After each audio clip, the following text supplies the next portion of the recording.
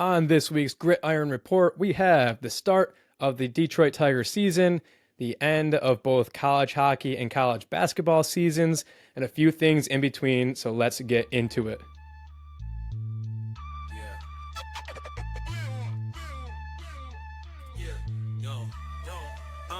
In the heart of the city where the lights grow dim, grit and grind every inch, every rim, from the underdogs rising to the legends that win. It's the Gridiron Report, let the games begin. Every highlight's a journey, roads paved with fire, sweat, tears, and hustle that never expire. From the rookies on the rise to the old hands retire, Gridiron is the place for fans to conspire. Hustle on blast, beats thunder and loud, champions are born from the roar of the crowd. The Gridiron Report, where the stories are proud. Tune in, bring the heat. Welcome to the Gridiron Report, your Lions First All Detroit Sports podcast. Today is Wednesday, April 2nd. And first and foremost, to you, Kyle, and to all those who celebrate, happy April in the D. We made it. Oh, it's beautiful, man. April in the D. I mean, it puts a smile on your face, right? It's the best time of the year. If you live in Michigan, the weather is hopefully warming up. And you got Tigers opening day, Red Wings. When they're not dead, they might be dead. We'll talk about that a bit later. But and then you got the Pistons. It's so beautiful. You got the NFL draft as well. I do have a question for you though, Ty. Before we dive into this app, there's quite a few iterations of April in the D. The song, that is. A lot of people are sending them to me on like Instagram, on Twitter. I got to know, what is your favorite iteration of the April in the D song? It has to be the Sam Richardson, the Detroiters, Sam Richardson, Tim Robinson version. I mean, those guys are just so iconic for Detroit. There's the TV show, the Detroiters, is so awesome. I mean, you said it, Bust. It's been quite a sad April in the D for a few years. The whole thing about it is that we get all the teams playing at once, and for close to a decade, you didn't have any playoff teams here in Detroit, so we didn't have everyone playing all at the same times. Like you said it best, it's the weather's getting better, but it's got to be the Detroiters. That's got to be my number one at least. What about you? Yeah, that one's clutch. April in the D. April in the D. I always go towards the OG. Maybe it's not the OG. I think Champaign Athletics was posting the actual OG, which is more of a rock song. But I love the punk rock one. I'll spare our listeners my shitty voice, but that's always my favorite, man. But regardless, it's April. We're gonna get some playoff basketball in Detroit with the Pistons, and we'll talk about the Red Wings, and they may or may not be dead. But at the very least, we got the Pistons, and we're gonna have some fun. We got the Tigers too, so it's special, man. Yeah, and while you listen to this, after you finish up, download it and then re-listen to it again, and then download it again, and then re-listen to it again, and then go watch the Detroiters episode where they do the April in the D with Tim Meadows. I mean, it's a classic episode. So, but you're right, we have a lot to get into for this episode, so let's jump into it. As we always say, we're Lions First, all Detroit sports podcast. So let's start with the Lions there. Only news we have as we start to encroach on the NFL draft was that this time of year is the annual coaches meeting was held. So you get a bunch of different tidbits and different interviews coming from the coaches about how they handled the free agency, how they're kind of looking at this upcoming draft.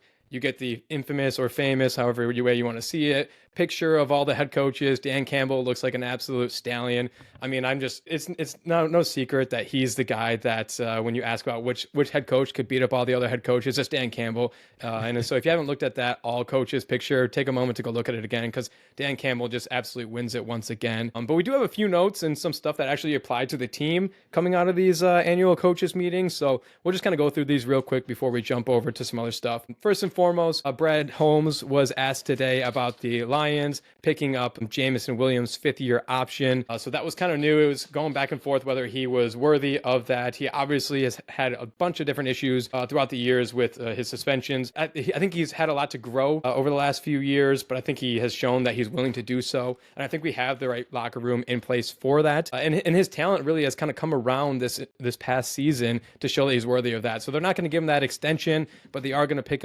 up that fifth-year option for JMO to give Amon-Ra St. Brown that secondary guy on the outside along with him there. So JMO getting that fifth-year option. What do you think about that? Yeah, I mean, I love it, man. Like, JMO's our guy. Like, as much as he might make a few mistakes, and you kind of love to hate him sometimes. I think majority of the time we just absolutely love the guy. So I think it's a really smart move to pick up his option.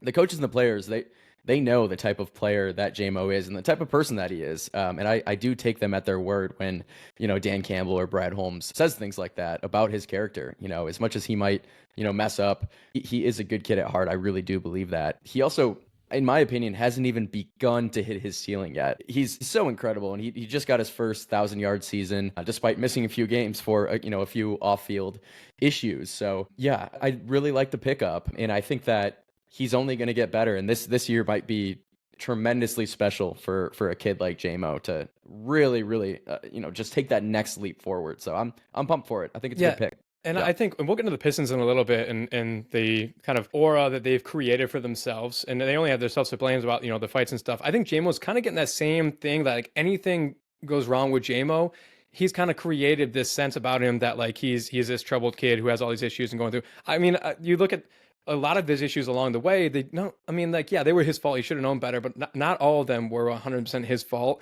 And he now has just created this like kind of guy who has troubled stuff. So anything that comes out is going to be kind of just compiled on. So I think he has a lot, like you said, he has so much more to give. I'm glad they're not like, backing up the Brinks truck for him already, but just picking up that 5th year to see like, okay, like you said, he had his first 1,000-yard year.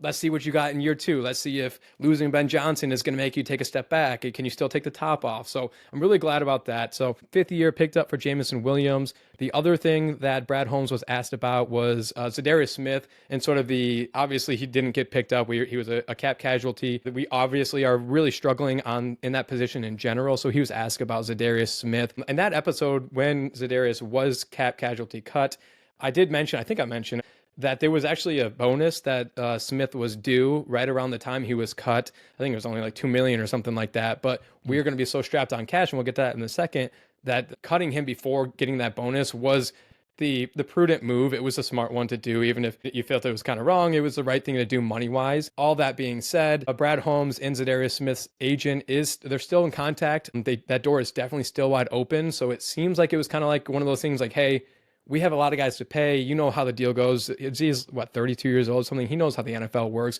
Saying we're probably with you. Go take a look at the market, see if you can get something that's crazy out there. But obviously, he's still the free agent right now. So even though he wasn't, brought back, he was cut. I still think there's definitely room for a reunion for Zadarius Smith there. Even again, given his age, given his lack of production towards the end of the season, I definitely think we still see Zadarius Smith in Honolulu Blue this time. Or I should say, at the beginning of the season. So he's what, 32 right now, probably. Is he turning 33 early in the season next year? So yeah, I think so. We've talked about, aging defensive ends and kind of what happens to them at this age, even if they have, amazing seasons when they're 29, 30, even maybe 31, and then they kind of fall off a cliff a little bit. So I'm not saying that that's going to happen to Zadarius. Every player is a little bit different, right? But I do think for his age, it's hard for me to want to be all in and re-sign him. Of course, if the price is right, if the market really isn't, dictating a high price for him, and he's still available, obviously right now, he's got to be on a roster at some point before the season, right? There's still plenty of time before the season, but yeah, if more time goes and we can potentially re-sign him for a decent price, I would be fine with it. I do think he's a hell of a player. It's just, for me, it's the age. We kind of saw his production drop off last year. So I'm not looking too much into if it's just a product of his age or maybe something else, but yeah, we'll see. But I do think that, finding a defensive end in the draft and finding a young guy probably makes a little bit more sense to me. But again, I trust Brad Holmes, so we'll see there. I could see us doing both and bringing him back. Like we said, we're letting him kind of explore the market, right? We already saved $2 million on his bonus by having him be a cap casualty. Maybe that deal isn't out there. Maybe it is in some way. We had to beat it a little bit. I would be willing. I mean, I'd be okay with us doing that, bringing him back. We've already talked about how much of a locker room guy he is, how he's kind of been all around the NFC North and seems to really, really love Detroit, and they really love him. And a lot of the guys we're talking about mock draft wise on the edge that are like top 10 talents, but are now starting to slip down towards the back end of the first round because of some character issues. I don't think there's a guy out there that would be better to kind of mentor a young, talented edge that has some character issues, some coachability issues than Zadarius Smith, So we were just talking about before the podcast, like that draft is coming up. So we'll do an episode here soon, just like breaking down who we want and stuff, who might be available, stuff like that. So stay tuned for that one. But if a guy like Mike Green slips and, there's some character issues, or a guy, like James Pierce from Tennessee who has some coachability issues, why not double down, get one of those guys, bring in Zadarius Smith for whatever production he has left in the tank, but also for that mentor aspect of it. I think that would be kind of the perfect pairing, Hutch, a really young, talented, maybe some coaching issues guy, and Zadarius Smith. So I think, again, we'll break that down in a little bit in a few episodes, but I think that's going to be my way to go. I think the other thing, and I guess the final thing that really came out from these the coaching annual meetings news, was that Dan Campbell came out today and said that he does not think Aleem McNeil is going to be ready by the beginning of the season. He actually went as far as to say, like, he doesn't think he's going to be ready for the first quarter of the season, but then had kind of followed that up saying, like, if we can even get him back towards the end of the season, like, that's going to be so much helpful to that interior offensive or defensive line that even if that's the case, like, we'll take that. So a little bit disheartening. It makes sense. Like, he's a big guy. He plays a position that has a lot of wear and tear on the knees, and it was a late injury in the season. I think we forget how late that injury was and just kind of take, like, the new technology and science behind these surgeries for granted. So it does make sense, but it does sound like Aleem McNeil will not be ready for the beginning of the season. Is that going to change how we draft? I don't know. We just mentioned we'll talk about that down the line, but it could be. Yeah, I think regardless, they're looking to take a defensive tackle and a defensive end. I'm not sure, which picks, but regardless, I do think they were going to take one. But yeah, that maybe forces, Detroit's hand a little bit, that they target maybe that first or second round for a defensive tackle, knowing that Aleem McNeil might take longer to get back. But yeah, I mean, just take your time, big fella. Yeah, of course, we don't know the schedule yet, right? We know the opponents, but not the actual schedule. So it's hard to know, like, oh, the first couple of games are a cakewalk, we won't need him. We will, of course, break that down when we get a little bit further into the offseason and approach the regular season. But yeah, take your time, man. If anything, this might, work a little bit into Detroit's hand, because you know what, all of our players got injured throughout the season, some early in the season, some late. If they're coming back later, of course there's that risk of re-injury, but maybe that's not the best. So it's not the worst thing in the world. No, so I like it's, it. It's probably I a like huge the way thing. I like what you're thinking about it. I'm a dumb fan. That's how my brain works. But yeah, Aleem McNeil, take your time, man. Okay, so let's go over, again, April in the D. We got a lot of different things to talk about, so let's keep it moving. Let's jump over to the hardwood and some college hoops. Obviously, that's pretty much the biggest thing that's been going on over the last 3 weeks. We talked about it last weekend, the week before, being just the absolute best time of the year. Shout out both Michigan and Michigan State, making it pretty far. I think both teams coming into this year didn't have that high of expectations. Mm-hmm. So you had both teams actually be bounced by Auburn, Michigan losing in the Sweet 16, MSU losing in the Elite 8 to an Auburn team that probably was the weakest one at the moment, at least the weakest one of all four of them. But in a real chalk March Madness NCAA tournament, they both get bounced by the number one. Let's start with Michigan, because they obviously only had the one game since our last record. So they lost to Auburn 78-65.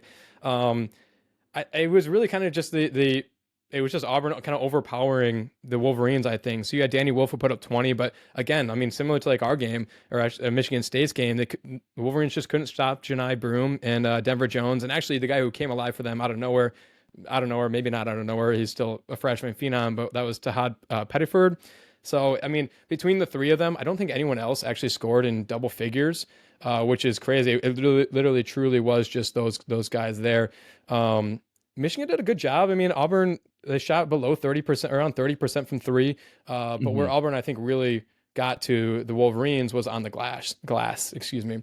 I mean, they just absolutely dominated the glass. Michigan only had 33 rebounds. The War Eagles had 48. So, I mean, even like assists, War Eagles had 15. Michigan only had 6. So it really, like, three-point shooting really wasn't there, but all around outside of that, Auburn just handled Michigan. Yeah. But, I mean, it's still, like I said, to start out, I don't think many people had high expectations for Michigan this season, and to see them kind of come around in this transfer portal class that they had play so well is pretty encouraging for Dusty May. Yeah, big credit to Dusty May, first year coach at Michigan, and he's bringing in a whole bunch of guys that a lot of them hadn't played together, a whole bunch of transfers, right? So I think it's a huge testament to him as a coach, his ability to coach players. And yeah, there was a time where they were first place in the Big Ten, and even of course they kind of faltered a little bit down the stretch, but still an amazing season, and of course Big Ten tournament champs. So Yeah, I think they definitely hit higher than their expectations preseason. We could probably say the same about Michigan State, but yeah, in that Michigan Auburn game, Michigan actually commanded like a decent portion of the game, like almost 2/3 of the game. They were up 9 with 12 minutes to go, and from that point, and I think I had a friend of mine who's a Michigan fan basically say like I've never seen a game like turn on its head this quickly. Like Auburn went on a 39-17 run to end the game after that 12-minute mark in the second half. And yeah, I think Broom was just too much. And yeah, Auburn's a great team. You know, they're an old team. I'll probably bitch and moan a little bit that they're basically the same age as like the Pistons or the OKC Thunder, but you know, that's neither here nor there. This is college basketball, and a lot of guys, they will stay into their fifth year. That's part of the game, right? So you are going to go up against some really old teams that have experience and they know how to win, and that's huge credit to Auburn. They were obviously the number one team in the tournament, number one rank of the one seeds, and they were the number one team in the country for majority of the season. So they're a good team. They got it done. And then, yeah, I mean, I guess we can talk about Michigan State Auburn, but let's talk about at least the fun game first, right? You know, Michigan State Ole Miss. The Spartans beat Ole Miss 73-70. What a fun game this was. I think my takeaway, first of all, was that I think I had like at least 7 or 8 heart attacks throughout that entire game. And it was basically a classic Michigan State, you know, 2025 Michigan State team where they start slow once again, and you don't know if they're going to show up or not. And then they're a second half team. And I think my biggest takeaway was that whenever the Spartans needed a bucket down the stretch, their guards were just insane. Like either, you know, it was Jace, you know, cutting a, you know, a 6-point lead down to 3 with a very clutch 3. He was awesome, 20 points. But really down the stretch, it was the guards just getting in the lane. You know, Jace, you know, a clutch 2, Akins with a clutch 2. I think Fears had at least one as well. So every time where you thought that Ole Miss was fighting back in and maybe they tied the game or cut it to 1, we always had a response and an answer. And I thought that was awesome. And I wish we could say the same thing about Auburn. We'll break that down. But the Ole Miss game, at least, was so damn fun. Yeah, it would. I mean, you said it best. It was a classic Michigan State game from this year. It's been well documented over the last few weeks. Like I've been worried for every single game. You have come in and said like you're not worried at all. Like they'll figure it out in the second half. But you were on record. You were worried this entire game, right? So worried. I was like, yeah. So, like I said, 7 or 8 heart attacks minimum, probably 10. Which is crazy because like it was a classic Michigan State game in which we started slow and picked it up, but like stat wise, it really was a little bit different. So like we won the 3-point battle, and Ole Miss is a fantastic 3-point team. But they shot like 57% against Iowa State. Like they're a fantastic 3-point team. We did a good job defending that. They only shot 33% from the 3. We actually beat them with that and shot 35%. So for some reason, our 3-point ball kind of ended up finding its way. But where we really hurt them was at the line. So we were 19 for 22. We had 22 attempts from the free throw line. They were 9 for 10, but only had 10 appearances there. So we really did a good job getting to the line. And that was one thing that we had talked about. Ole Miss is really, I think they're one of the worst in the country at sending people to the line. And so we took advantage of that pretty well. Rebounds wise, Ole Miss actually beat us rebounding.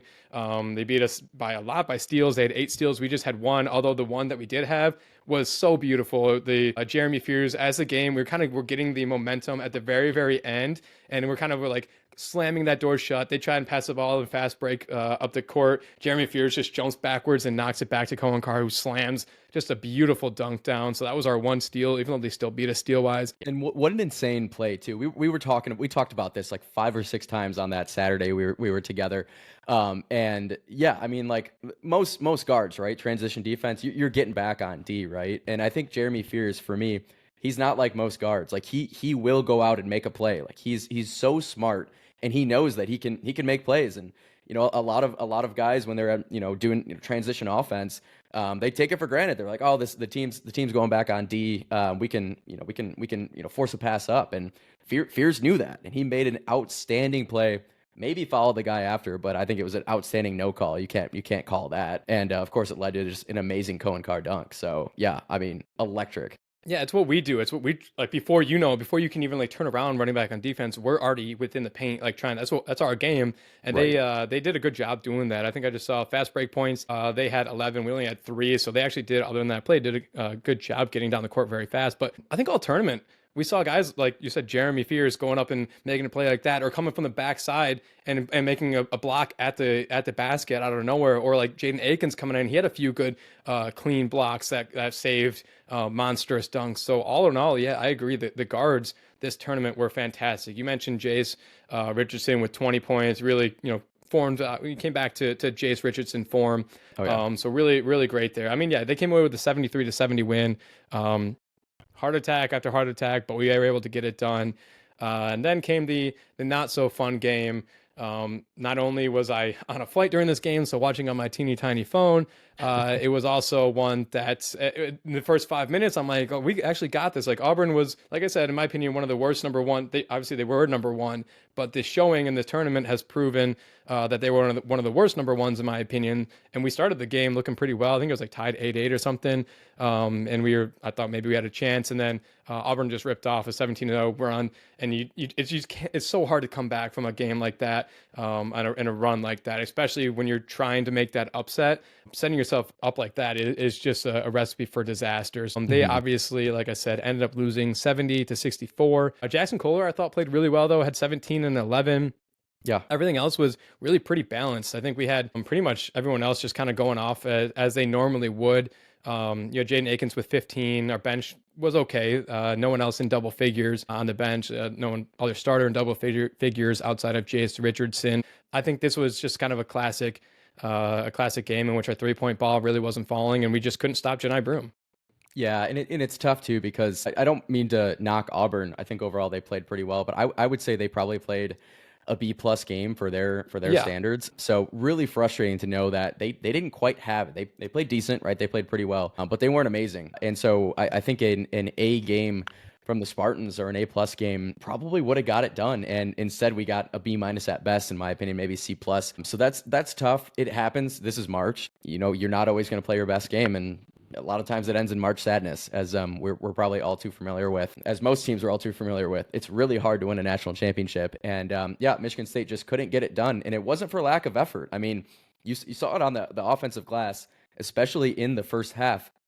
I mean, I'm talking about one possession in particular that quite literally ripped my heart out. And probably anyone listening to this knows exactly what I'm talking about. But it was the possession where I believe we had 3 different offensive rebounds and 4 incredible looks at 3. Like they were all wide open threes, and none of them went in. I think at least 1 or 2 rimmed out, and it really seemed like the shots just, I mean, they were getting open looks and they just weren't falling. And multiple times throughout the game, especially in the second half, it seemed like Michigan State, they were showing signs of life. They're, trying to cut this lead. Maybe the lead's down to 10, 9, whatever, 11.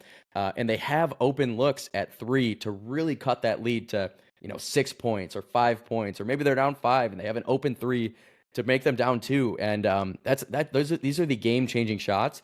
They missed every single one. I swear they missed every single one. And they could never hit that shot that gave me a feeling of, okay, we are back in this game.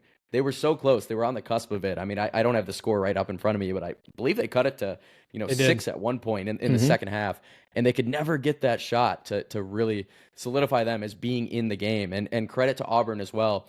Every time that we kind of fought back, they seemed like they had an answer, and a lot of times that came from Broome. We know that he left in the second half, came back, hit a clutch 3. I mean, it was really incredible to see.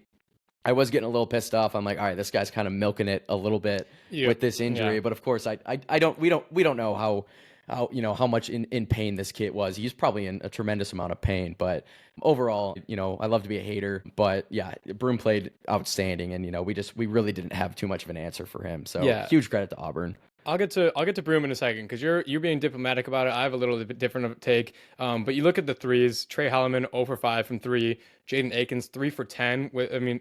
Shooting 10 threes in general was pretty crazy. But then hitting 3 for 10, not great. Jace Richardson, were all in garbage time, right? Like I feel like he was 0 for 7 most of the game. For sure. 1 for So Jace Richardson 0 for 2. The one guy who shot the 3-ball well was Jackson Kohler, and he was 3 for 4. Maybe that's something he's going to continue to work on this offseason. But you mentioned Janai Broome. You mentioned the injury. You were very diplomatic, saying, we don't know how injured he was, and we don't. But when that would happen, and it looked terrible. Like it looked horrendous. Like if you don't know the play, he went up for a block, I think, missed the block, and came down and just hyperextended both his knee and his elbow, kind of at the same time. Stayed on the ground for a little bit, grimacing and holding his elbow. When they did pull him off, I mean, you literally would have thought like somebody had died. They said they took him straight to the locker room. He went down the court and went to his teams and said, I'm done. Go out and finish this game for us. I'm done. I'm done. He went to the locker room. His parents went to the locker room. They said the reporter came on and said it was a very emotional scene. And then he was back on the court 5 minutes later and hit a three. To me, I don't know. It just gave me like Paul Pierce shitting his pants, getting carried off the court vibes. It was a little bit too dramatic. He just had to poop. He went up for that block and missed it. And then, he ended up having to go change his shorts or something. Had we have been winning, I probably wouldn't have cared that much, but it all seemed like a bit much. And you mentioned their age. I mean, like you said, you got to play the team in front of you. Bruce Pearl's doing a great job with the transfer portal. I remember, I think it was 2 years ago, maybe, when Janai Broom entered the transfer portal and I was begging Tom Izzo to go take a look at him. Mm-hmm. And unfortunately, he never returned any of my tweets, and he never did. And he went to Auburn. But you look at guys like Chad Baker-Mazara. Chad Baker-Mazara is a year older than 7-year NBA vet Luka Doncic. Like, how is that guy still in college? Luka Doncic's been in the NBA, and I know he's European. He's been playing professionally for so many times. How are you a year older than a 7-year NBA vet? So that's just, my way of coping. I agree. I think Auburn did not have their best game, but Michigan State definitely didn't either. You just can't let a team go on a 17-0 run and expect to still win that game. So Auburn's, obviously we have all number 1 seed Final Four. It is pairing up to be a great Final Four. If you heard all the Ken Pom stuff, this is all 4 teams are in the top 10 or top 15 or something of all time. To have them all in the same tournament is fantastic. So I mean, I'm looking forward to it. I think we agreed. Like Elite Eight, I think Elite Eight was good for this team. I think, like you said, coming into this segment, neither Michigan State nor Michigan really expected a lot from this season. So to get where we got was important. Now, just kind of going into some of these teams, who they're losing, because obviously the transfer portal just opened up last week, but we've had a number of our own guys go in there. So Michigan is slated to lose to graduation of Vlad Golden, Reuben Jones, and Nimari Burnett. Again, so that's to graduation. And then they're expected to also lose Danny Wolf to the NBA. Yeah. And then Trey Donaldson entered the transfer portal today. So that's a large number of their production leaving the program. Kind of surprised by Trey Donaldson, is only there for a year. I'm pretty sure he actually transferred from Auburn to Michigan. So he transferred, unfortunately, the wrong way. But they're getting some help coming in. So they have Trey McKinney, who is the Michigan Basketball Player of the Year, 4-star point guard, coming in to run the show there. And then they also have 4-star, 6'5", small forward, Winters Grady, coming in, which is like an all-time Michigan name. Like, as a State fan, I just know that guy's going to piss me off. So Winters Grady coming in. I'm going to hate that guy quite a bit. Yeah. And then in front of that now. The last one, they actually, just as we started courting, they just landed Illinois 6'9" freshman transfer Morez Johnson. I don't have his numbers in front of me. I think he's averaged like 9 points a game or something. So an actual real decent contribution. So they just picked him up. So they're already wheeling and dealing. They also got former UNC Tar Heel point guard Elliot Kudo, committed to Michigan. He is a former 5-star. He averaged 9.4 points per game, 6.2 assists per game. So he was a 5-star. And then when you do transfer, you get reassigned to a new star rating. He was downgraded to a 4-star, but as a starting freshman, it makes sense he struggled a little bit. So they do have some talent coming in and helping them out. The Spartans, on the other hand, have not been very active in the portal yet, which, if you're surprised by that, I don't think you know Tom Izzo. But we are slated to lose Jaden Akins, Frankie Fiddler, and Shimon Zapala to graduation. And then it's likely possible that Jace Richardson is going to go to the draft. Still up in the air. He posted a few things on Instagram today. So if you're listening to this on Wednesday, you've already probably seen it. Really seems like he's going to be going to the draft. He did some, sadder, toned goodbye Instagram photos. So nothing's actually confirmed yet, but they're talking about that. And then should we do our predictions real quick? Whether you think stay or leave. Yeah, well, with those pictures coming out, I didn't think so at first, but with those pictures coming out, I think he's gone. I think he stays. Wow, so we kind of switched this whole season. You've said, I've been the one like, no, I just don't see it. I think he's saying, and you've been like, dude, what are you talking about? He's gone. So okay, interesting. I hope I'm wrong, but it's Wolf of Wall Street. I'm not fucking leaving.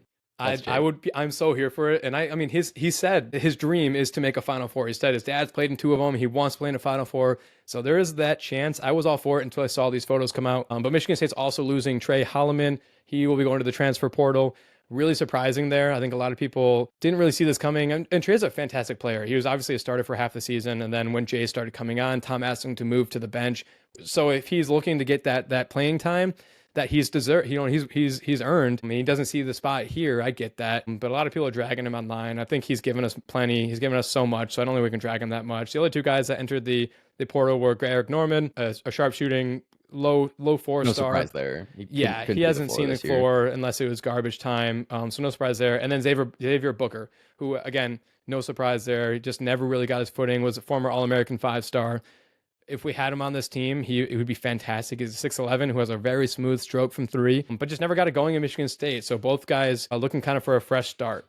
I would love to see Xavier Booker stay, just because I talked about this on previous pods, but I do think that he just needs an offseason of reset to really hone in his game. But yeah, he looked lost on the stretch. Obviously not really playable in March Madness. And that happens a lot, right? You kind of shrink your lineups a little bit in March and really ride with your hot hands. But you could see it. And I don't even think I spoke about this to anyone, but you could see it in his body language. A lot of times, Michigan State's like socials after a big win, obviously they picked up 3 wins in the tournament. After a big win, like all the players are so pumped, right? They're running back to the locker room, they're hooting and hollering. I swear, every time that I saw Xavier Booker, and I don't blame him, by the way, but every time I saw Xavier Booker in one of those clips, he was just kind of there, he's just kind of running, whatever, not really a smile on his face. And I get it, man. Like when you don't play, it's harder to celebrate with your boys after. But it just seemed like he really had one foot out the door, even during that tournament. Of course, I don't even think he played a minute. So again, I'm not dogging him. I don't blame him. The Trey Holloman news, I was certainly surprised. I think my jaw hit the floor. I sent out a few texts WTF. And yeah, I do get it that he averaged 10 points coming off the bench for half the season. He can go out and probably make $1 million to play his senior year, which is life-changing money. I'm not naive to that fact. I think the two of us would have to work for a very, very long time to make that kind of money. So I get it. And I think that, he is a hell of a player. He probably could go somewhere like Arizona State and average, 15 a game and kind of ride off in the sunset. Maybe play in Europe when it's all said and done. So yeah, I totally get it, but at the same time, it's pretty gutting because he was really our guy, right? He was a dog. He kind of embodied everything that Tom Izzo instills into all Spartans, in my opinion. And it's just to really be gritty, be the best version of yourself, to be a dog. So yeah, it's certainly hurt, but man, I wish Trey the best of luck. Yeah, so we have 4-star power forward Cam Ward coming in 4-star small forward, both 6'7". Jordan Scott coming in, so two higher level recruits. So far, no one in the portal. Again, 2 guys that we kind of expected, 1 guy that we didn't. I know we've been told all the rumors online are that some other teams are going pretty hard at Cohen Carr, trying to get him to transfer. So as of now, he is still a Michigan State Spartan. If he does transfer, we'll have probably a very different tone this time next week. But let's keep it moving. Like we said, we got a lot to go through. Let's jump over to the Tigers. So a little peek behind the curtain here. Kyle and I had some Tiger stuff to talk about last week, but we had just so much to talk about basketball-wise. We wanted to give enough time to talk about them. Their season obviously started late last week out against the Dodgers, against truly one of the best baseball teams ever put together. They have to be up there with one of the most talented. Unfortunately, they started the season 0-3, a sweep by the Dodgers. But I think they actually played pretty well against the Dodgers. I'm not going to take solace in losses, but in a sense, there was definitely some positive things to come out of those. They are now splitting a series right now with the Seattle Mariners. So they're, we'll see if we can come out of that one. But we are sitting at 1-4, I believe, 1-3, 1-4. 1-3 right now. But I mean, yeah, they could have easily gone 2-1 against the Dodgers, right? Like if 1 or 2 plays go differently, they win at least 1 or 2 of those games. So not super worried there. Yeah, the more worrisome thing for me as the season started, and a few of these happened just before the season started, you had Parker Meadows be put on the 60-day IL, meaning he can't return until pretty much mid-June. We talked about his injury on the pod a little bit and how it's a nerve issue. There's really not much to do for it. You literally just kind of have to wait around and wait for it to wake up. So that's kind of just the crazy part. He will be out until at least mid-June. That's a huge hit for this team. We talked about him. He's so fantastic in the outfield and just a great leadoff guy. He can manufacture runs. He can steal bases, stuff like that. So that's a big hit. The other thing, even more concerning to me, was the changes to Comerica Park itself. So they had a big media day. A lot of different credentialed media people were invited in for a whole thing. I think it's like the 25th year anniversary of the park or something. So they did a whole meet and greet thing. The 2 things that have changed for the season above the scoreboard, you obviously had the historic Tigers and script, and then the 2 Tigers alongside of it.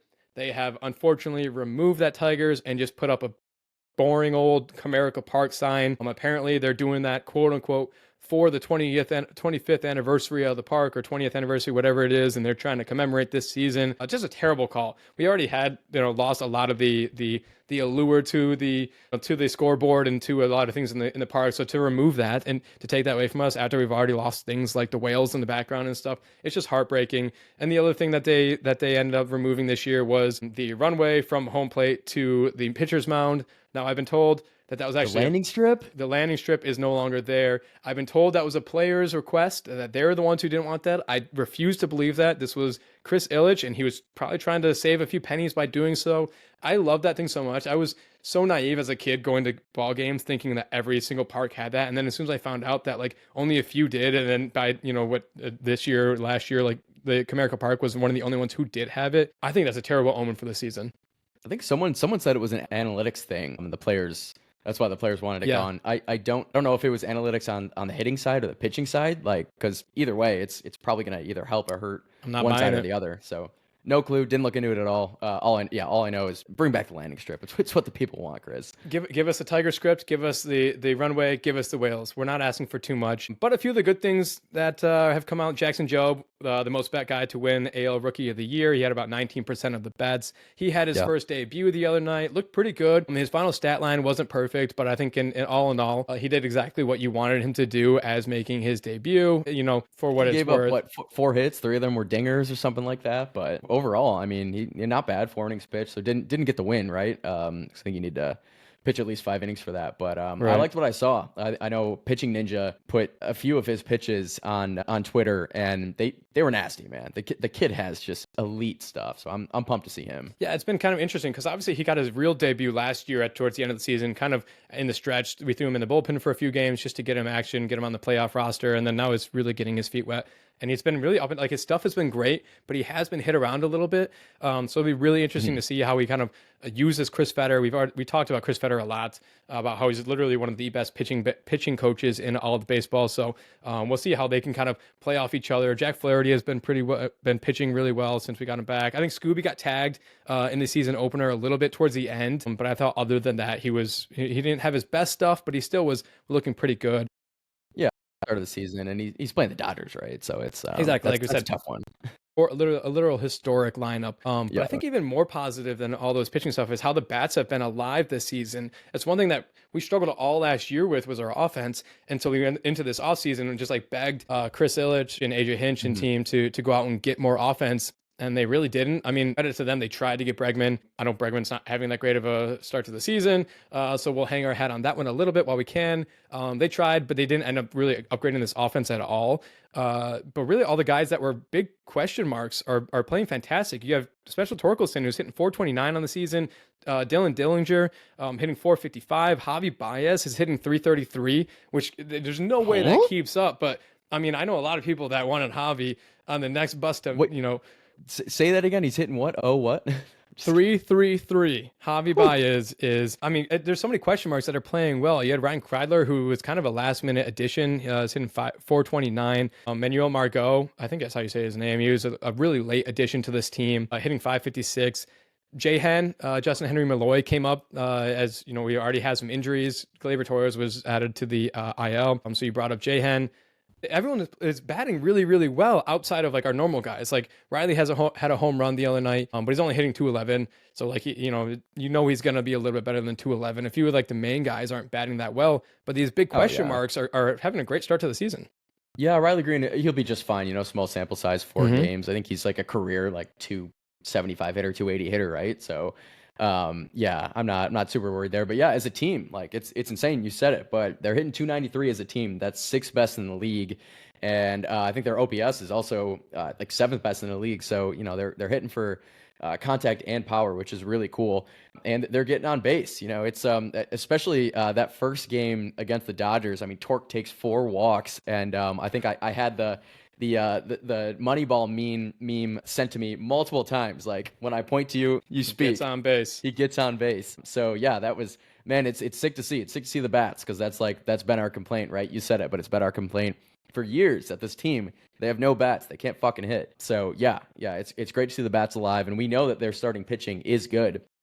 Obviously, you know, they're playing the Dodgers to start the season, so you know, 0-3 is not the worst. I mean, it's obviously worst case scenario than going 1-2 or starting 3-0. Quite but literally the worst. It could not get worse. But it's not that bad. You know, this is a 162 game season, right? Like, so, and they, you know, they picked up a nice win yesterday, and the season moves on. You know, they play every day, so this is baseball. But I love what I see out of the boys early.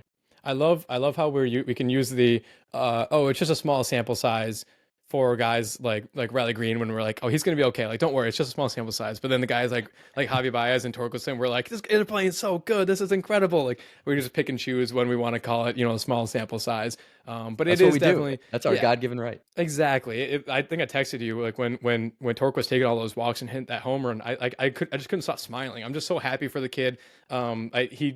He has taken so much grief, you know, in his career. He had a really difficult career because he was the first overall pick in the COVID draft, I want to say. So just all in all, a really difficult career. So I really hope this is not just a fluke and that he's keeping it up, that he can, you know, because he will truly change this entire team. Like I said, if these question mark guys who we're kind of like, they could have good seasons, they could kind of stink, we don't really know. If those guys all perform average to above average, this is a team that makes it back into the playoffs. So with that being said, let's do a little predictions, and then, you know, come the end of the season, we can kind of look back on these and see just how wrong we were. So let's do your MVP, your team MVP, yep, your team most improved player, and then overall record / are we making the playoffs? Are we winning the division? What do you think? All right. Yeah.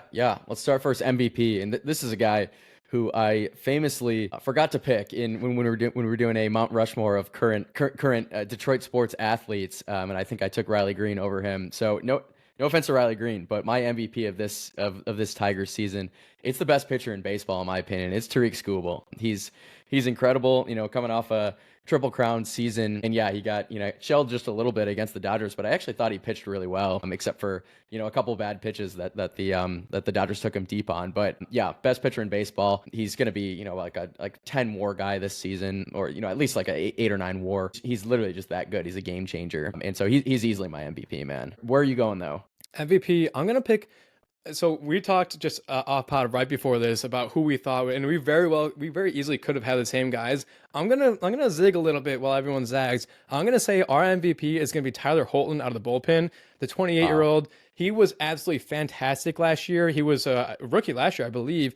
I don't actually recall if he was an all-star. If not, he was deserving of one. He kind of out of nowhere was fantastic. I think he's going to be so good out of the pen. He already on this season has the win. He got the win the other night. He has a 0 ERA, pitched, 7.7 innings. He is already looking, 2 strikeouts, is already looking fantastic. I think that's not a sexy pick. I was going back and forth between him and Riley. You obviously picked Riley over Tarek in the draft. I was going back and forth between him and Riley. I'm going to go Tyler Holton. I think he's sneakily going to be, you know, at least an all-star this season. So I'm going to go with him. Hell yeah. Most improved player. You want to keep it going? It's kind of a snake draft. Yeah. Okay. We'll snake it. I'll go next. Most improved. And again, I think I know who you're going to go with this, and I'm going to zig what you zag. I'm going to say most improved player is going to be Javi Baez. Oh my God. I was on the edge of my seat. I had no idea you were going there. I can't tell if you're joking or not, but Javi Baez, I think, is going to turn it around for him. He's not going to turn it around and be an all-star, you know, or lead this team. But he has been, he literally was the worst player in baseball last year. He was historically bad. In the history of the MLB. The history. He was one of the worst batters, and he still has his problems. But I think Javi Baez, I've said this forever about Javi. Javi does his best work when he's kind of insulated. He can be kind of his flashy self at short, and he can kind of do basically the power home runs every now and again. When he's insulated, I think he's at his best. When he was with the Cubs and he was so great there, he was insulated by a great team. I think when these other guys on the team really start to pick it up this year, you got Colt Keith, who's going to figure it out. Carey, who's back and healthy. Riley Green is Riley Green. Torque, I think, is going to be better. I think that's going to just kind of like rising tides raise all ships. And I think Javi is going to finish somewhere with like a 240, 250 ERA and something like 15 plus home runs, which isn't great. I think maybe we'll encroach on 20, but like that is going to be years better than he was last year. And I think he's going to win some people over in Detroit this year. And I know there's going to be clips at the end of the season. and he is gonna be. You can cancel me if you want. I don't care. Cat. He is Clip it. gonna. He is. I know he's gonna come back to bite me in the ass, but he's gonna be my most improved. If he just simply stops swinging at sweeping sliders that start 1 foot out of the zone and finish 5 feet It's out of the zone, comical. if he just stops swinging at those, he's actually a decent player. And it's a tall task, and he hasn't been able to do that yet. But I like to pick. I'm going with our boy. It's an easy pick. I went chalk. I went Scooble for MVP. I'm going Torque for most improved player.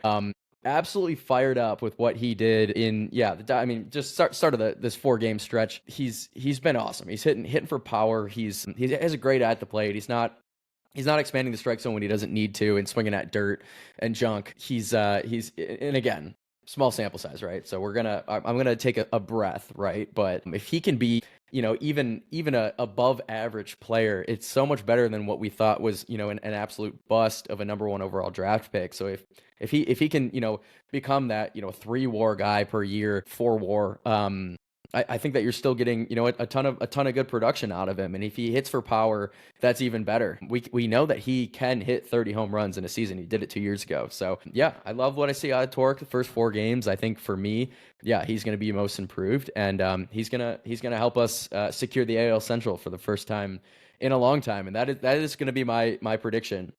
The Tigers are going to win the AL Central. I don't know. Do you know the last time they won it? It's got to be like 2014, right? Like it's been a minute. It's been a minute, yeah. I don't know if you want to look it up, but while you do, I think my prediction, they won 86 games last year. I think they're going to build on that.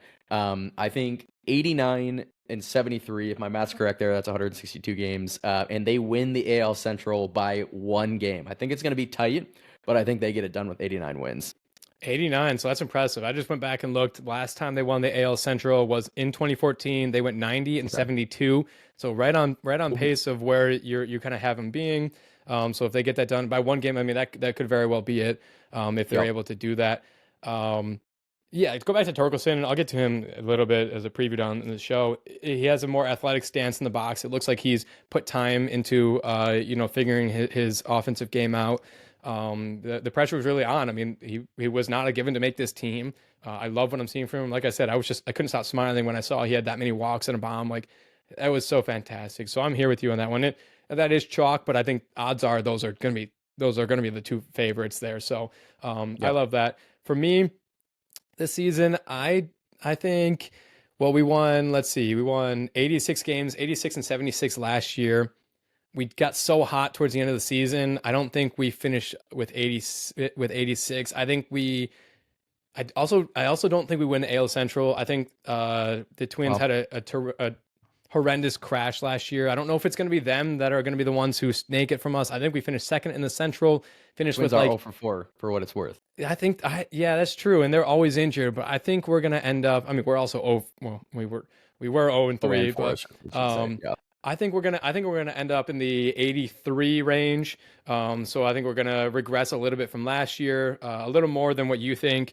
But like I said, I think we caught lightning in a bottle last year. And like I said, there were so many question marks moving forward into the season. If those question marks all hit, we're hitting your prediction. We're getting 89. We're winning the Central. If they kind of regress to the mean, and some hit, some don't, maybe not, none of them hit.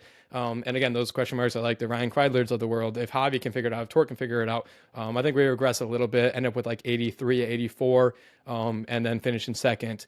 So are we still snagging one of the last wildcard spots? Yep, I do think we snag it. Yep, I think you're right on the border there. I think we're right on the border. I think it really comes down to the ball gets taken out of our hands, and we got to have some other teams lose and stuff. But I think we end up pulling it out and getting at least some playoff baseball back here in Detroit. I mean, you and I went to the game last year. It was absolutely electric. So hopefully, it's probably not going to be here, but hopefully we have something going on for this season. So Tigers baseball is back. April and D is here.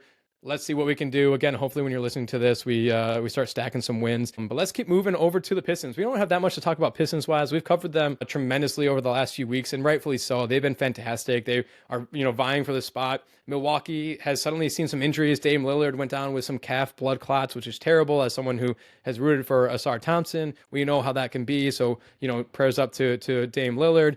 But that is not going to, that definitely helps Detroit in this playoff run in which the Bucks have, I think they lost like 6 of their last 9. So we're kind of pushed our way out of that 6th seed and now looking at the 5-4 seed. stole one against the Cavs with a a Cade-less team. Cade hasn't played the last few games with a calf injury. I really think, like we saw last week, is just kind of load management, getting him ready for his first playoff experiences. But really, the main thing to talk about this week was the game against the Timberwolves. We got into another brawl.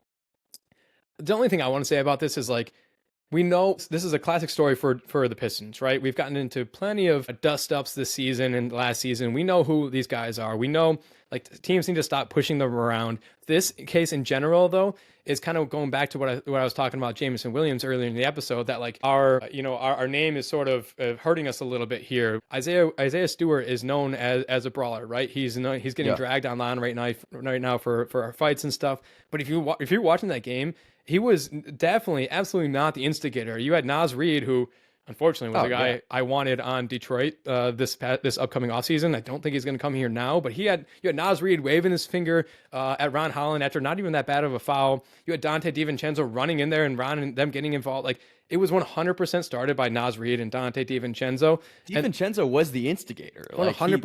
Absolutely. And then you watch it. If you watch, like, the break, literally, like, slow motion of the fight, Ron was kind of just getting, like, pushed around a little bit. Dante was 1 foot, and then as they moved into the stands, Dante kind of fell back and was no longer really involved. And that's when Beef Stew kind of got involved a little bit. But it got released. And that's the part that's going viral too. Like, 100%. People are, like I said, like, names are hurting people now because everyone is the same thing we were talking about. We talked about with Jameson Williams. We talked about with Terry Arnold, how everyone's like, oh, this guy's so handsy. And it's like, well, you look at his game, like, he was for a little bit, but he's not really towards the end of the same. So you got Isaiah Stewart got a 2-game suspension. Marcus Sasser got a 1 game. Ron Holland got 1 game.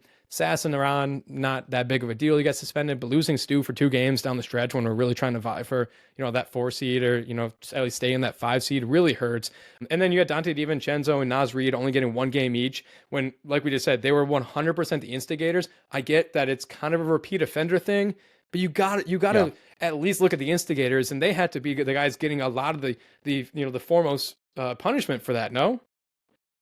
Yeah, I think you nailed it. I mean, Stu's getting 2 games because this is his, like, 3rd or 4th incident, right? Second big one, I think the first one being the LeBron, he's got blood all over his face. That was a pretty bad one, and then this is another big one. But he's had a couple other smaller incidents, right? So definitely a repeat offender. I think that's why he's not only getting dragged online right now, but also the league gave him 2 games and only gave a guy like DiVincenzo 1 game, even though we do think that the instigation, a lot of it did come from DiVincenzo. So yeah, a lot of it is just because Beef Stew is he kind of. He's known for it. He's been a bit of a brawler. And I think, just you ask about, what I feel about it overall.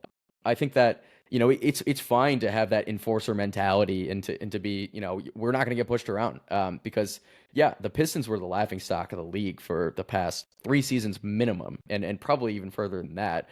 And they were a team where teams knew that you could push them around and you could just beat the shit out of them. They're a bad team.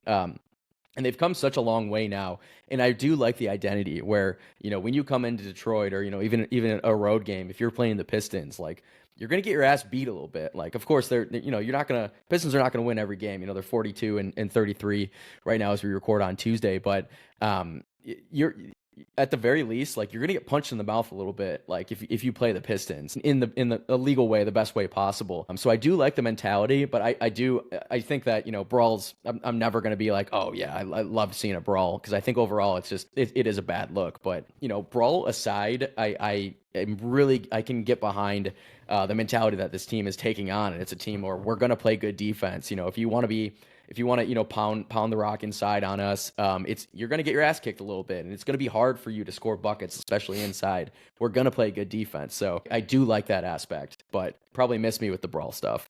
I'm agree with you on that. Like, there's a time and place, and it does seem like it is getting a little carried away. And the kind of opposite side of that is, like, we're known for that, and we're gonna stand up for ourselves. JB Bickerstaff after the game said, "You disrespected us. That's a non-negotiable. We will not put up for that." Now, the other side of that is, like, if I'm another team, you better believe I'm putting an instigator. I'm putting a Pat Bev out there, and I'm going to push your buttons, and I'm going to get you to make those mistakes. I'm going to get you to foul, and I'm going to get you kicked out of this game. And so you got to be really careful and pick and choose when you want to back that up and be the tough guys. And you got to do it cleanly, because I 100%, I'm calling Pat Beverly and being like, we just want you. don't score. Just go out there and get Isaiah Stewart mad and get him kicked out of the game. Because the other thing I saw on Twitter was like people were saying they were dragging Isaiah Stewart and being like, I never see any basketball stats from this guy. It's all just him fighting. And it's like, well, he is one of the best interior defenders in the entire NBA. So you probably just don't know ball. But like, I get what they're saying. So I'm with you on that. They got a big stretch coming up down here. So you have Oklahoma City on ESPN tonight, Wednesday the 2nd, against, again, Oklahoma City. Then you have Toronto, Memphis, Sacramento, New York, and then finish the last two games with the Bucks. So probably it's going to come down to those two Bucks games. But we will, we'll know where we sit and really, really what is up for grabs next week's episode. For sure, yeah. Game and a half up on the Bucks right now. The Stones are currently 5 seed, so season ends today. We play the Pacers, the 4 seed. And I know we both talked about this a couple times. We don't really want to see them, but at the end of the day, you play who you play. And I think just kind of wrapping up the brawl and the fight. I think it was a fantastic point that you brought up that teams are going to want to kind of poke the bear a little bit and try to get guys in foul trouble or get guys ejected. And I think the Pistons do have some growing that they need to do. I love the mentality, but a lot of these guys, you look at Oscar Thompson, he's 22 years old. Beef Stew's 23 years old. Then Cade's 23. Duran's 21. Of course, Ron Holland, I think he's still 18. So it's a really young team. And, there's probably a bit of maturing that needs to happen as well. And I think naturally that will progress, especially, as you have more and more seasons with JB Bickerstaff and really instilling that, gritty mentality and defensive mentality without necessarily having a brawler mentality, because I think you can have one without the other. So that's probably the last thing that I'll say on that. It's a young team, and they're learning how to win right now, and I think they're probably learning how to maybe not get into so many fights right now. So they might not be doing a good job of that, but I do commend them. I do respect them. Yeah. So looking at you, Dennis Schroeder, Tobias Harris, Malik Beasley, it's up to these guys to settle them down and be like, boys, like. They know who we are. Now we can't fall for that in the playoffs. So I agree with you. Let's wrap up here. Let's jump over to some hockey. Unfortunately, both our hockey teams are dead. Michigan State's a loss in the NCAA tournament to Cornell. You kind of laid it out last week that like some people thought we were slighted a little bit by having to play Cornell and not being the number 1 overall seed, but maybe it was a good thing having to play in Ohio. Again, I was on a flight for the Michigan State basketball game on the way home. I was on my flight away for the Michigan State hockey game, so I didn't get to see all this game. But from what I have seen, and it was told that Trey was standing on his head to start the game, and then it just kind of the wheels fell off. And so unfortunate for the boys there, and you lose a historic team, in my opinion. You're losing guys like Red Savage and a number of different guys that really embody this first sort of like push for Michigan State hockey. Isaac Howard. I think just one more thing to say on that game. I did watch every second of it on Thursday, and some of it was puck luck. I think that the boys were skating pretty hard, actually. They had some really good scoring chances, and it seems like every good scoring chance they had, and credit to the Cornell goalie, but a lot of really good saves, and we just couldn't put the puck in the net. Of course, they scored 3 goals, but when you team, obviously no slight to Cornell, but they're not nearly as good as Michigan State. You let a team like that, an inferior opponent, hang around. It's hockey. All it takes is one shot, one scoring chance, and that's what we saw several times in that game. Cornell, I think they went like 12 minutes without a single shot in the second period. Michigan State just couldn't bury one to go up 2. And next thing you know, one breakaway, Cornell scores. It's a tied game. And really, credit to MSU. They did answer several of those times and score again. But late in the third, ties it up. And then just a really, really bad penalty conceded by Michigan State, a tripping penalty with about 1:40 left. Again, credit to Cornell. You let a team hang around an inferior opponent and a team like Cornell that they are actually one of the worst teams in the country in terms of converting on the power play. And when I saw that stat, I'm like, oh, great. Yeah, I know what's going to happen. And basically holding my breath for that 1:40. Cornell ends up scoring with about 8 seconds left. Just a beautiful like cross crease pass and then cross crease back again. Nothing Trey could do. I know Trey was getting dragged a little bit on social media. I think it's really unfair. This is hockey at the end of the day. Guys are going to have off days. And in a sport like hockey, where in college hockey, it's a best of 1 single elimination game, there's so much variance that could happen. There's a reason why professionals, play 7-game series in the NHL or in the NBA. There's just so much variance, but especially in the NHL. It just didn't go their way. And it was super disappointing, but we did get some good news today. I thought it might have been an April Fool's joke when I read it, but I believe it's true. I don't think I got. that Trey Augustine is coming back for his junior season at Michigan State. Huge, obviously Red Wings draft pick, and he would have had some, really good success in the AHL, and who knows what would happen. But he's coming back for another season at Michigan State, so it's always good when you have one of the best, if not the best, goaltenders in the entire country coming back for another season. So I'm pumped for that. Yeah, I'm kind of lucky to have just one season with him, but just how the Red Wings have addressed their goalie situation, it's allowed for us to have another one. Some more good news for the Spartans. We also added Caden Lindstrom, the former 4th overall draft pick in 2024 by the Columbus Blue Jackets. He picked to come play for Adam Nightingale, and the Spartans picked us over the hometown Ohio State Buckeyes. So we have some you mentioned Isaac Howard and other guys that will be leaving. Hopefully have a little bit of parity and kind of replacing those guys. But let's continue wrapping up here. The only other team, Red Wings, are dead, right? Like actually dead. Wings are dead. Yep. So more sad hockey here. I do think the Wings are dead. So if you do look at the standings, they're 3 points back for the second wildcard spot in the East. But according to Money Puck, just a 5.2% chance to make the playoffs. And we know exactly why. Well, one, it's because they're not really skating very well. They're not playing well. But two, it's probably more importantly, it's the strength of schedule. And we talked about it a couple weeks ago that their strength of schedule was the hardest in the entire NHL down the stretch. So never a good thing to see that when you're vying for a playoff spot, like the last playoff spot in the East. So yeah, just looking at the games they have coming up. They play the Blues tonight, Tuesday. So when you are listening to this, you'll either see a win or a loss. Hopefully they're picking up at least a point there, even an overtime loss. But yeah, at the Blues, it's going to be a dogfight, a really tough one. Then the Canes coming to town on Friday. By the way, these are 2 playoff teams. And then Florida comes to town on Sunday to Detroit, another playoff team. So three playoff teams in 3 games, aka the Red Wings are cooked. Yep, couldn't have said it better myself. Okay. I know this is a really long episode for you guys. We had a little shorter one last week just because there was only so much to preview, so much to talk about. So a long one for you guys today. Let's wrap up with Grid of the Week. We'll keep this short because we've already talked about these guys, but I'll go first. And I know you gave this guy your most likely, most improved player for the Tigers. I'm going with him for my Grid of the Week. We already talked about him. Spencer Torkelson has been a shining ray in this sad week of sports with Michigan State, everyone losing basically. So he was fantastic. Like I've said a million times, he was one of the big question marks coming into the season. Everyone really had written him off, myself included. And it seems like he's made some actual changes. The baseball stat heads who are a lot smarter than me are identifying things in his stance and the way he's approaching at bats and stuff, and saying that he maybe has turned a corner. Taking all those walks is a great sign for how he's approaching each at bat. So Torque is my Grid of the Week. Like I've said a million times, I couldn't stop smiling when I saw his stat line. I'm so happy for the kid. Love it. Love Torque. Keep it up, Torque. And congrats on your Grid of the Week. I am going with a guy, and I know we talked about it being March sadness right now, but I gotta get one last Grid of the Week in at least. And I know I said that he's coming back for another season, but in the event that he doesn't, one last Grid of the Week is going to Jace Richardson. You could talk about the performance against Auburn. I'm gonna focus on the performance against Ole Miss. 20 points from a freshman, an efficient 20 points. I think he shot 6 of 8 from the field, and just hit such big shots. I think we talked about it, but some when we were losing, some when we were winning to ice the game. But that's what you need out of just a superb freshman. Loved the effort, and really even in the Auburn game, right? Didn't play well, but I think among our guards, he was certainly one of the best, and he finished with a plus-minus of +9 in the game. So when he was in the game, he was still impacting it in a positive way, even though his stat line might not have been great there. So yeah, loved what I saw from Jace. Huge bounce back after a pretty poor performance in the round of 32. And yeah, he's my Grid of the Week for sure. Congrats, Jace. Yeah, maybe his last one. We've given him out to him a number of times this entire season. Hopefully, but maybe not his last one. Hopefully, we have a number more to give him.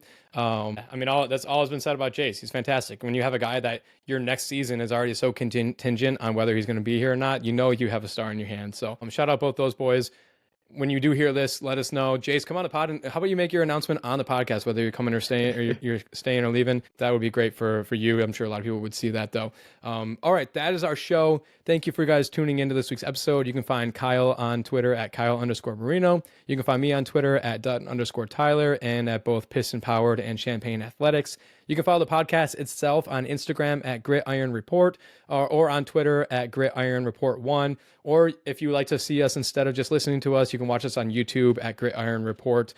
Finally, you can join the conversation next week by calling into the Gridiron Report voicemail for us to play and discuss on the podcast. That number is 313-679-3939. And if you like this episode, please take a moment to review it, rate it 5 stars, download it. The downloads themselves actually helps us out a bunch rather than just the listens. Please download it, undownload it, re-download it, undownload it, re-download it. Thanks for listening. Thanks, y'all. Restore the roar. A journey, roads paved with fire, sweat, tears, and hustle that never expire. From the rookies on the rise to the old hands retired, grit iron is the place for fans to conspire. Hustle on blast, beats thundering loud. Champions are born from the roar of the crowd. The Gridiron Report, where the stories are proud. Tune in, bring the heat, make your fandom a vow.